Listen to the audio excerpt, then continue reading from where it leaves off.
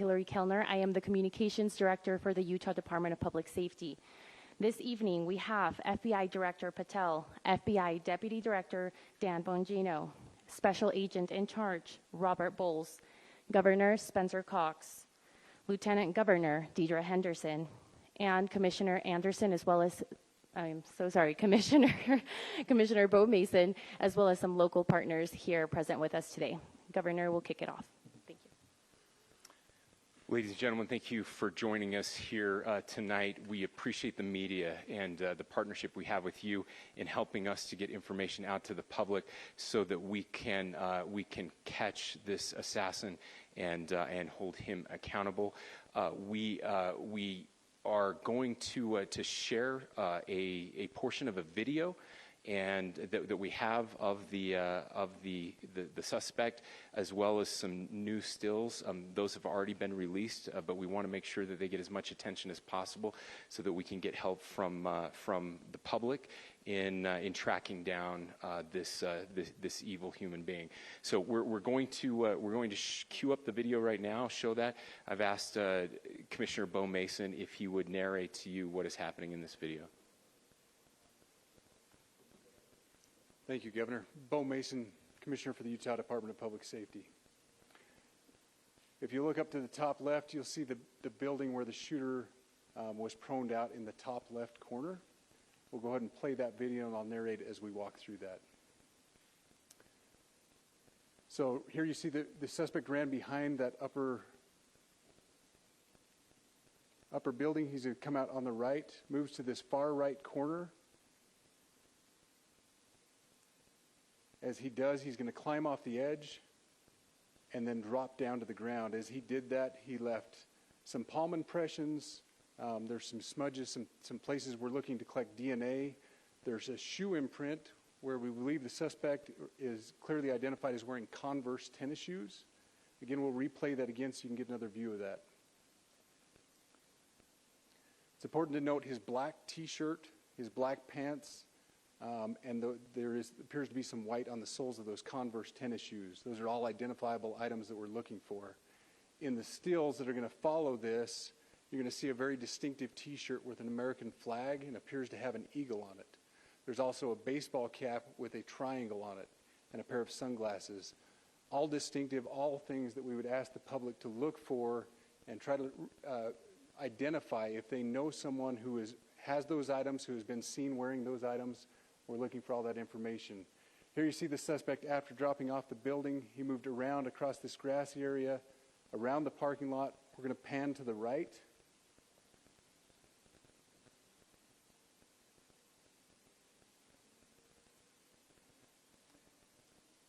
After he crosses the street, this is where he moves over into the wooded area. This is the video evidence that we utilize to track his movements and to locate that firearm in that wooded area following the discovery of this evidence. Good. You want to go to the stills?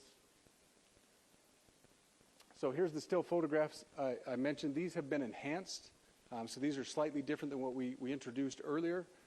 Please pay close attention to the T-shirt. Like I said, very distinctive with that American flag and that eagle. The hat with the triangle and the sunglasses. If you'll go to the next picture, please. The backpack as well. All identifying features that we're hoping the public can help us identify and lead us to this suspect. Next picture. And again, there's a better picture of the hat with that triangle logo, and again, the T-shirt. Blue jeans, and you get a good look at those Converse tennis shoes as well. We have pushed these out. We'll continue to push these out, and we just ask for the public's cooperation through the public. The tips that have been coming in are what are giving us our next leads and enabling us to continue to further this investigation. We've had great cooperation from the public, and we're continuing to ask for that as we move forward. Thank you, and I'll turn the time back over to Governor Cox. Thank you so much, Commissioner Mason. I want to thank Director Patel and his team. It's great to have them on the ground with us tonight. We've had several briefings, and he's had an opportunity to walk the crime scene. We appreciate our local law enforcement here. Again, we have Mike Smith, who is the county sheriff here. We have all of our local chiefs of police that are here as well, all working hand in hand with the state and with the FBI as we move forward with this investigation. Now, I'll just give you a little warning. We will not be taking any questions at this time. We're giving you the latest information we have, being as transparent with everything that we have. But I do want to share a couple things that I think are important. We cannot do our job without the public's help right now. The public has answered our call for action. So far, we've received more than 7,000 leads and tips. I would just note that the FBI hasn't received this many digital media tips from the public since the Boston Marathon bombing. This case also highlights the dedication of our law enforcement community. We have 20 federal, state, and local law enforcement partners that are working shoulder to shoulder to find the person who committed this horrific crime. With their support, we've completed nearly 200 interviews. As you're aware, as has already been reported, the FBI is offering a $100,000 reward for information leading to the identification and arrest of the person responsible for the murder of Charlie Kirk. We also continue to implore the public to support this investigation and come forward with any information.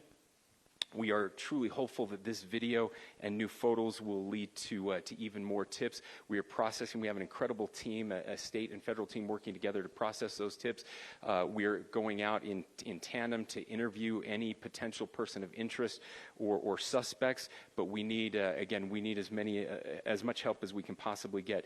Any videos or photos that you might have, the public, should be submitted to our digital media tip line, which is www.fbi.gov/Utah Valley shooting, all lowercase.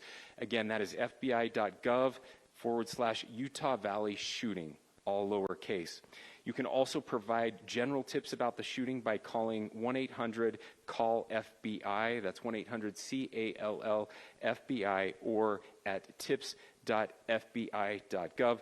This is, I would just say, this is not just a local matter here in Utah. We have people all over the country that are helping to bring this perpetrator to justice for Charlie Kirk and his family. I will just add as well that, as was mentioned, there is a lot of forensic evidence that is being processed right now at both the state lab and the federal labs, federal lab on the East Coast. So we are working in tandem together. I would also just add a word of note for those people who are spending so much time on social media. I think Charlie said it best, that when things get bad, we should put our phones down and spend a little time with our families. There is a tremendous amount of disinformation. We are tracking our team, the state team, and I'm sure the federal team as well. What we're seeing is our adversaries want violence. China, we have bots from Russia, China, all over the world that are trying to instill disinformation and encourage violence. I would encourage you to ignore those, to turn off those streams, and to spend a little more time with our families. We desperately need some healing. We'll have more to say about that in the days and weeks to come. More than anything, we are going to catch this person. Last thing I will just say is we've been working with our attorneys, getting everything that we need, affidavits ready, so that we can pursue the death penalty in this case, and that will happen here in the state of Utah. Again, to the public, to those who are grieving, thank you for your prayers. I know we are feeling those prayers. I know the Kirk family is feeling those prayers as well. We pray that God will bless our nation at this very dark time. We can start healing by finding this perpetrator and holding him accountable, and we need your help to do that. Thank you.